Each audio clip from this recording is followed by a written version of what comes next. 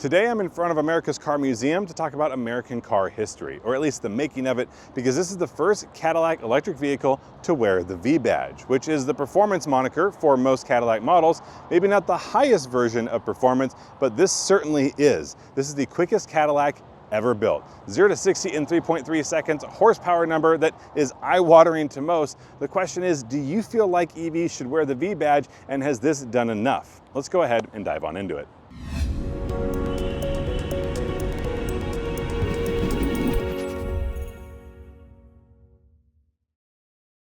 Now for today, we're going to cover what this is. If you want to know how it drives, that'll be in a separate video linked down in the description below. You probably have to wait just a few days for that to go ahead and make it. But what we have here is a great example of how do you make a vehicle sportier without making a full sports model, because the V is still going to be inherently a Lyriq. The question is, how do you turn that up? And what they've done here is some small things, but also not entirely. I do want to talk about how this is styled to begin with. This was the first EV put out by Cadillac, and it was the first time we got to see this grille shape turn into just more of an accent piece than an actual functional grille. And what we have here is what looks like a textured design, but is not actually textured. Everything is nice and smooth, great for cleaning, great for aerodynamics, but they've built in sort of what looks like an etched triangle design all the way around, and it creates dimension that the actual grille doesn't have. So I love how this is implemented, but if you want that sportier touch to it, usually darker accents are the way to go, and carbon fiber is always a winner. And that's what we're gonna see down here in this front splitter, which is gonna be a little bit more aggressive than we find in the rest of the Lyriq models, but I think it works really well, not just with this general design, but with really adding a little bit more to the whole model. As far as the other components though, things like parking sensors and cameras and forward-facing radar, all of that remains here because you're not losing any of the premium touches that come with the Cadillac, you're just getting a faster version of it. But let's go ahead and work around to the side, because if you glance at it quickly, you may not know it's a V. And for some people, that's exactly what they're looking for, is sort of this sleeper design. This is a 22-inch wheel, and paired with it is a 275 width tire. So it's a 275/40. It's a Continental Premium Contact 6, which really means that it's not a full performance tire, but there is still plenty of grip. Now it comes standard with summer tires. If you want all seasons, those are optional, but you basically have to check the box that says, I'd like a little less performance, please. And I'm not sure how many people are ultimately going to do that. You also see some red brake calipers here. That isn't just painted red for fun. This is a Brembo front brake caliper. You'll find that obviously on all V models. You can also go ahead and change out the brake materials a little bit. So one is going to be more geared towards your daily driving. The other is going to be geared towards some more performance-oriented driving. If you really like to go ahead and hammer on this vehicle, well, obviously you're going to want to stop to do so, and that might be the better brake option for you. But at 275 width all the way around, there is a lot of contact patch here, and that's really important because there's a lot of power and there's also some decent weight to manage.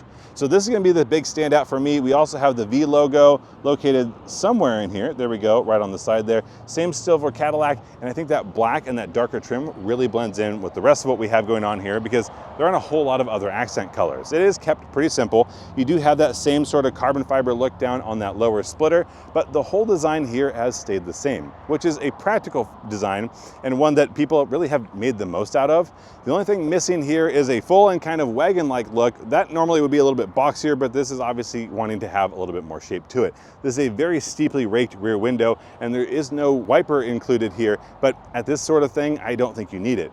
But it's not without any accent points. Let me go ahead and slide in front of the camera here, because we have two spoilers, two different levels of spoiler. The top one here being the most obvious, and it is a functional spoiler. You can see it going all the way through here, not just a basic design. We also have a little duckbill spoiler here at the very end. Now there are other V models coming, namely the Optic V, that also has this 2-level spoiler, but that one's a little bit more obvious. So this one leaning into the subtle side and a little bit more mature than you might expect on a performance model, but again, don't forget, this is a Cadillac. And you are going to be using this every day, so we haven't lost any of the usable practicality. We still have a very easy to access hatch that's going to be found there by touching the Cadillac symbol. Don't have to look for its own separate button. And in here we have 28 cubic feet of storage space, and it's actually pretty usable space. Now, if you did want to go ahead and grab a seat, it is just about that perfect seat height. It's also going to be relatively squared out. You're just not going to be able to put a super tall item in here, and that's because this isn't big and boxy. It does have a really nice sleek shape included. But if this isn't enough space, you can go ahead and fold down those seats. That happens right here, nice and easy to do.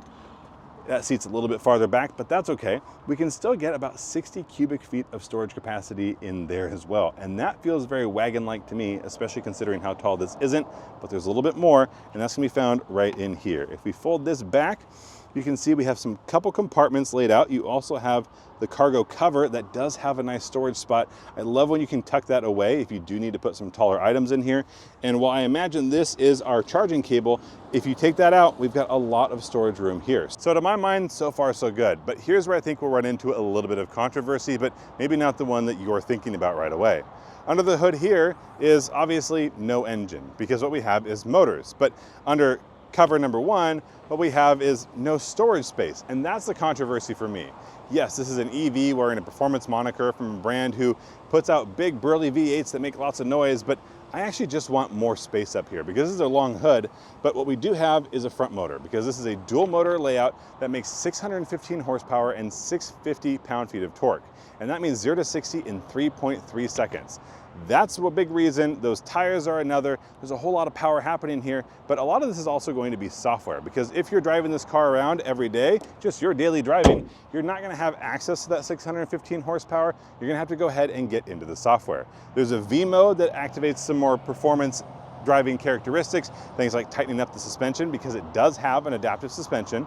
It's also going to do things like tighten the steering and the throttle response. But if you want the maximum power, you have to go a little step further. There are a few ways to do that. I'll show you that when we get inside, called Velocity Max, and that's what goes ahead and unlocks all of that power.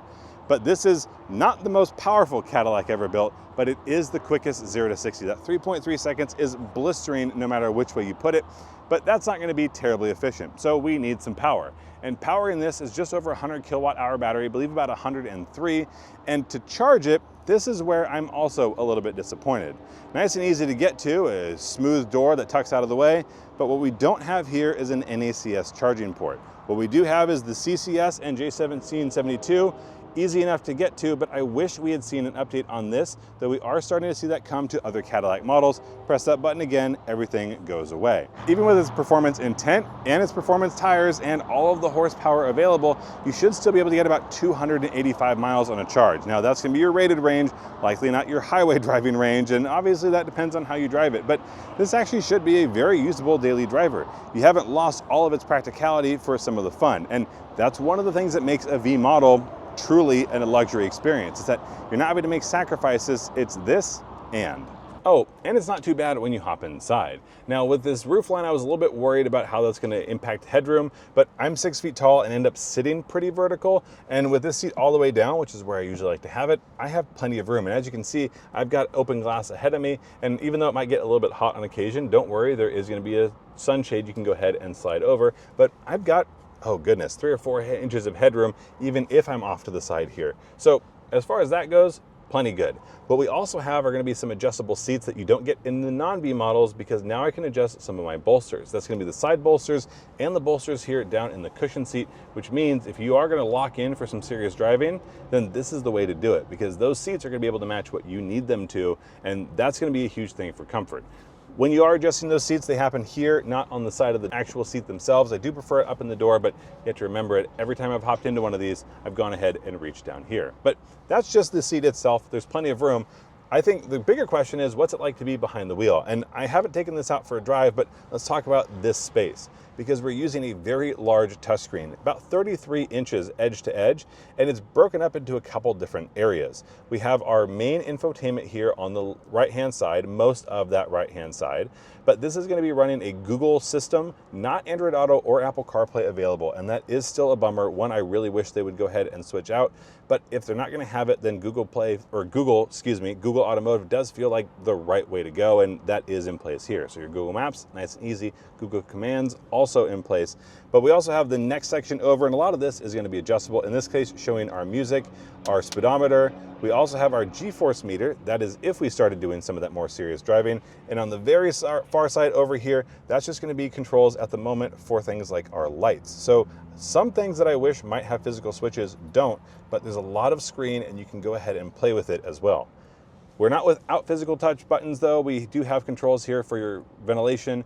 Obviously dual zone climate control, though there is a third back in the rear. I'll go ahead and jump ahead there for a second. If you look past the buttons though, there is a little bit more storage to be found down here, just a nice slide out drawer. This feels like a great spot to put a phone, and my phone will fit just barely, but I suspect if I go ahead and close that, I will forget it very, very quickly. So not sure what you'd put there. Let me know down in the comments, because I can't come up with anything off the jump. Where I will put my phone is going to be in the wireless charging slot, and that is my favorite way to actually use wireless charging, because my phone is visible to my eye, so I probably won't leave it here in the car, but it's not taking up any more space here in the center console than it absolutely needs to, which means there's more room for things like my cup holders. I also have a lot of storage space down below here.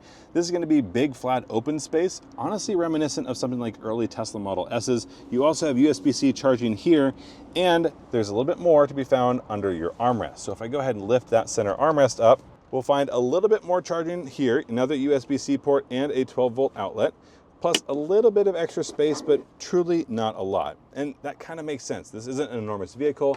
The floor, while nice and flat, is full of batteries, so it kind of condenses that space a little bit, but everything you need is within reach, especially things like your volume control here and a knob to go ahead and control this touchscreen if you don't want to reach out. Maybe you sit a little bit too far back, or you're worried about being too distracted over here instead of just being able to slightly shuffle things as you're driving. That's a quick look at the basic functions, but nothing here stands out as performance, except for here on the steering wheel. We do get that V badge, which does still have the Cadillac colors in it, not just all silver, and I really appreciate that, but we also have our V button. So this V mode is gonna go ahead and click on our software suite, and that means we can go ahead and change a number of different features, like turning on our competitive mode, adjusting how the steering and the suspension feel. Again, an adaptive suspension here, something you don't get in the standard Lyriq.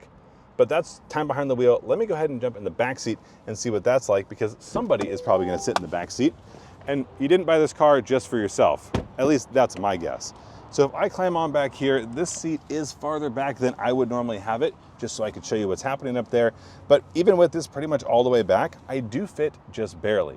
Where I don't fit particularly well is gonna be in the headroom. And that's because not of this glass, it's actually the area behind it, where if I put my head back, I'm out of space. But here's the thing, this is not the only vehicle that happens for me. I do sit fairly tall, as I mentioned, but because we're sitting on battery, this whole thing gets a little bit squished as far as that greenhouse. My solution, which is maybe not your favorite, go ahead and fold down the center armrest, lean out here towards the middle, and lean a little bit forward, and now I've got, again, 2 to 3 inches of headroom. Plus here in the back, it's easy to get comfortable. I do have charging, 2 USB-C ports. I have a third zone of climate control, not currently on. And everybody in the vehicle is going to enjoy the sound system. You can see them here. These silver speakers are one of 23. Those are gonna be the AKG sound system with Dolby Atmos. And if you're out for a cruise, this is a great place to be to listen to your favorite tunes. To me, there is absolutely enough here to give this the V badge and not feel weird about it. And if somebody does, then sort of a get with the time sort of thing, because performance means the latest in technology, and this is implementing a whole lot of it.